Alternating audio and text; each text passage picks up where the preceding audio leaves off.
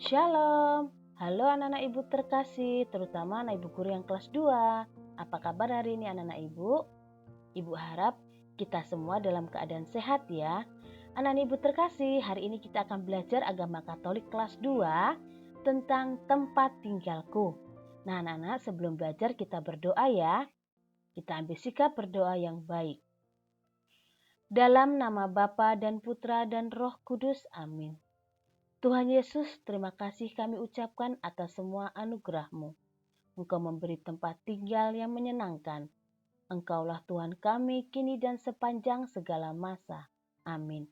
Dalam nama Bapa dan Putra dan Roh Kudus. Amin. Nah, anak-anak ibu terkasih, mari kita perhatikan gambar berikut ini. Nah, gambar apa ini anak-anak? Iya, ini adalah gambar tempat tinggal atau rumah.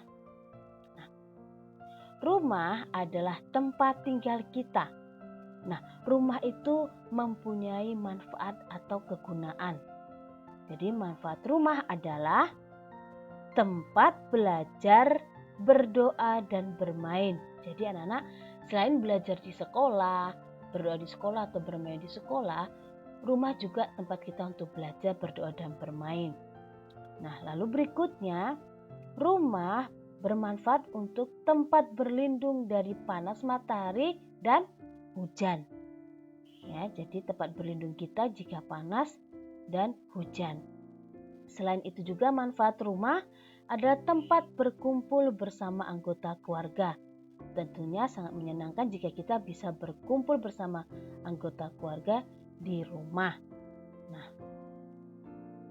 anak-anak, rumah pasti juga mempunyai alamat.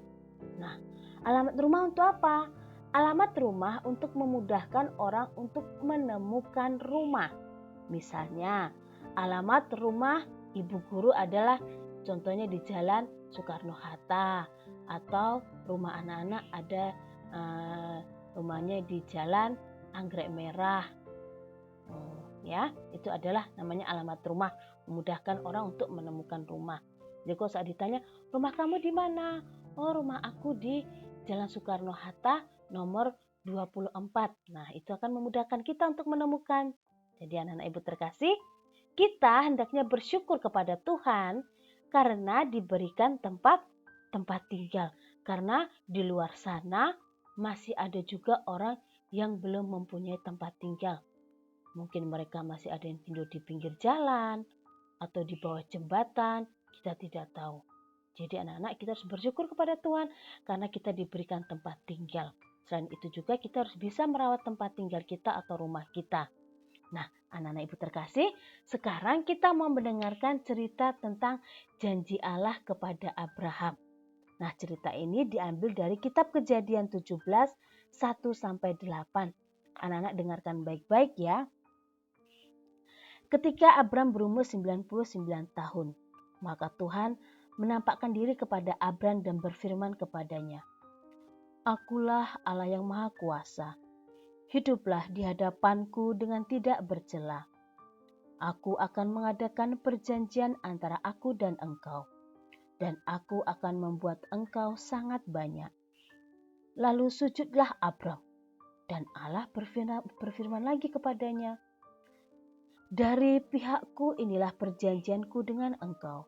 Engkau akan menjadi bapa sejumlah besar bangsa.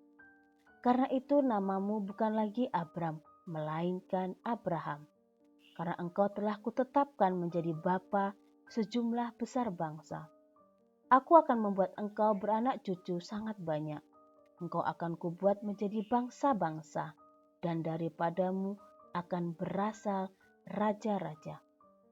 Aku akan mengadakan perjanjian antara aku dan engkau, serta keturunanmu turun-temurun menjadi perjanjian yang kekal, supaya aku menjadi Allahmu dan Allah keturunanmu.